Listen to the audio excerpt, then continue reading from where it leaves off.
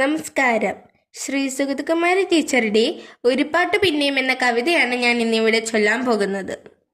ഒരു പാട്ട് പിന്നെയും. ഒരു പാട്ടു പിന്നെയും പാടി നോക്കുന്നിതാ ചിറകൊടിഞ്ഞുള്ളൊരി കാട്ടുപക്ഷി. ഒരു പാട്ടു പിന്നെയും പാടി നോക്കുന്നിതാ ചിറകൊടിഞ്ഞുള്ളൊരി കാട്ടുപക്ഷി. മഴുതിന്ന മാമര കൊമ്പിൽ തനിച്ചിരുന്നൊടിയാം ചിറകു ചെറുതിലക്കി. നോവുമെന്നോർത്തു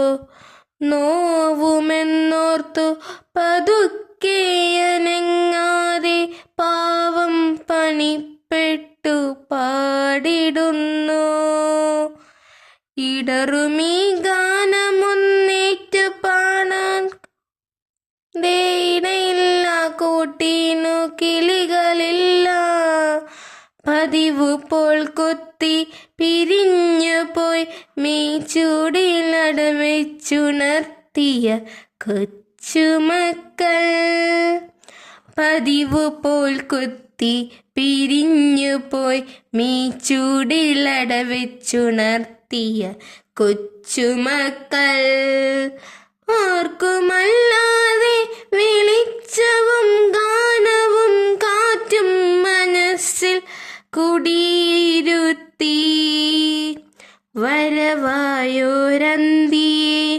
കണ്ണാളുയിഞ്ഞുകൊണ്ടൊരു കൊച്ചുരാപ്പൂവുണർന്ന നേരം ഒരു പാട്ടുകൂടി പതുക്കെ മൂളുന്നിതാ ചിറകൊടിഞ്ഞുള്ളൊരി കാട്ടുപക്ഷി. ഇരുളിൽ തിളങ്ങുമീ പാട്ടു കേൾക്കാൻ കൂടെ മരമുണ്ട്, മഴയുണ്ട്, കുളിരുമുണ്ട്, നിഴലുണ്ട്, പുഴയുണ്ട്, തലയാട്ടുവാൻ താഴെ വൈമര ചോട്ടിലെ പുല്ലുമുണ്ട്.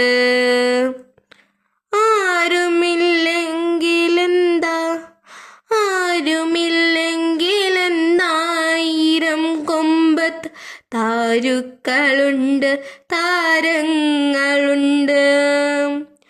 ആ പാട്ടിനാഹ്ലാദത്തേനുണ്ട്, കനിവേയും സ്വപ്നങ്ങളുണ്ട്, കണ്ണീരുമുണ്ട്.